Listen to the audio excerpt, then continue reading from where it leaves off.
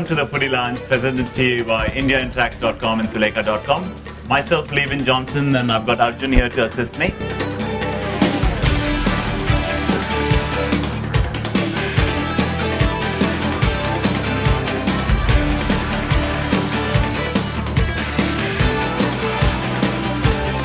Today's recipe is going to be Vazhaka Kootu, which is made out of raw bananas. To run through the ingredients, 4 in number raw bananas cut into cubes, moong dal 100 grams, 50 grams of chana dal, which is just half of this amount, green chilies 4 to 5 in number, 10 grams of jeera, half of it's going to be made into a paste and the rest is for the tempering, 20 grams of chopped onions, 20 grams of chopped tomatoes, 4 or 5 cloves of peeled garlic, 5 grams of mustard seeds, 5 grams of curry leaves, refined oil 20 ml. Other than that, we will need some salt for seasoning and something to pound the garlic.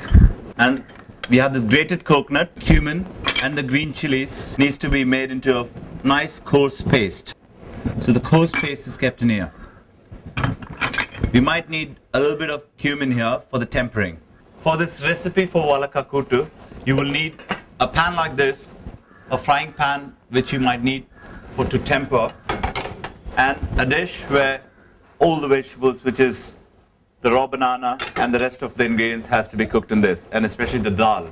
So we're going to start with the dal because that's what takes most of our time.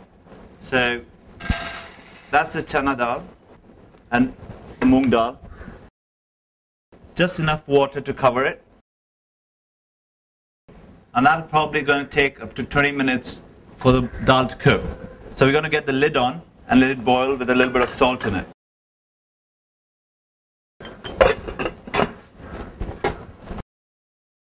This lentil's been cooking for the last 20 minutes now. As you can see, the moong dal starts to smash, totally mashed up, but the chana dal is still in shape. And at this point, just make sure it's got plenty of water. Otherwise, in between, you could always add more water to it to get to the stage. When it boils, make sure the scum, you always keep scumming at the same time as well, and take it in a separate pot. You could add in the chopped chilies, chopped onions, and the chopped tomatoes. The raw bananas going in, which in Tamil is called Vazhaka. You can add in a bit more water. And you could get the lid back on. It's been another 10 minutes after the lentils been cooked. We've added the green chilies, tomatoes, and the onions. And that's all binded in beautifully, and you have the raw bananas here as well. How you could check is probably like pick one of these raw bananas here and try to smash it on the sides. And if it does, then that's when you just have to stop the cooking here. Put the lid back on for another 2 seconds while we do the tempering. Arjun is going to be pounding a few cloves of garlic for me in here. We could also do the seasoning at this point here. Add a bit of salt.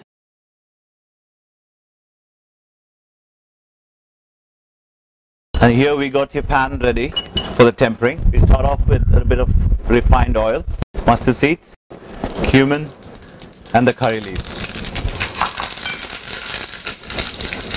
That's to be poured into the mix here.